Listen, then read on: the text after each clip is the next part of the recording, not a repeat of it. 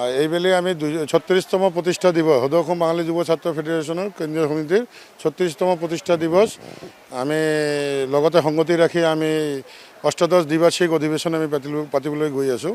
তাৰ ভিতৰত কাৰ্যসূচীৰ ভিতৰত আজিৰ ডেটত আছিল আমাৰ ৰক্তদান শিবিৰ আৰু আমাৰ এই বাচ্চাসকলৰ ড্ৰয়িং কম্পিটিশ্যন।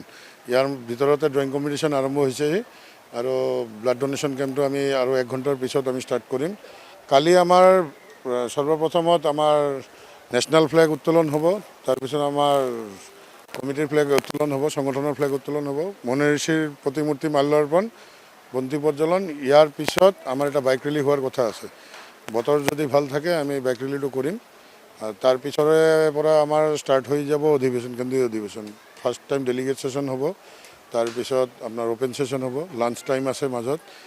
এইটো শেষ হোৱাৰ লগে লগে আমাৰ আন এটা ঠাইত আমাৰ old colony railway school field বঙাইগাঁৱত ষ্টেচনৰ পিছফালেই জাষ্ট বেকত আমাৰ কালচাৰেল ইভেণ্ট এটা মানে সাংস্কৃতিক অনুষ্ঠান এটা পতা হৈছে, য'ত আমি সৰ্বপ্ৰথমত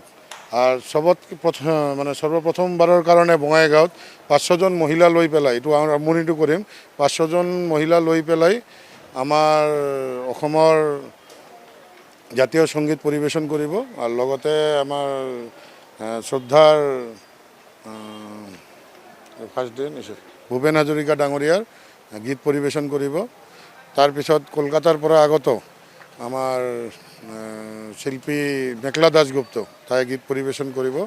তো প্ৰথম দিনৰ অনুষ্ঠানখন তাতে শেষ পাব আৰু লগতে আমাৰ নিমন্ত্ৰিত অতিথি যিমান থাকিব সিহঁতক আমি ফেলিচিট আমাৰ 21 এপ্ৰিল আমাৰ ষ্টাৰ্টিংটো হ'ব। এই 500গৰাকী মহিলা দিয়ে আমাৰ নেশ্যনেল ছংটো হ'ব। তাৰপিছত আমাৰ মায়াবিনী গানটো পৰিৱেশন কৰিব। তাতে আমি আপোনালোকৰ চেনেলৰ মাধ্যমেদি চবক ক'ব বিচাৰিছোঁ, আমাৰ উচ্চাৰণটো অলপ ভুল হয়, সেইকাৰণে আমি অসমীয়া টিচাৰ ৰাখিছোঁ স্পেচিয়েলকৈ।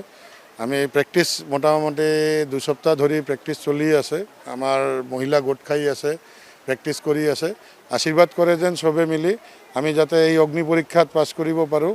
আৰু তাৰপিছত আমি আমাৰ প্ৰগ্ৰামখিনি আৰম্ভ কৰিম। কালচাৰেল নাইট যিটো আছে সাংস্কৃতিক অনুষ্ঠান আমাৰ কলকাতাৰ পৰা আগত ৰিয়া দত্ত সাৰেগামাপা খ্যাত শিল্পী আৰু তাৰপিছত বেণ্ড এই সুৰজিত বন্ধুৰা সিহঁতৰ প্ৰগ্ৰাম পৰিৱেশন হ'ব।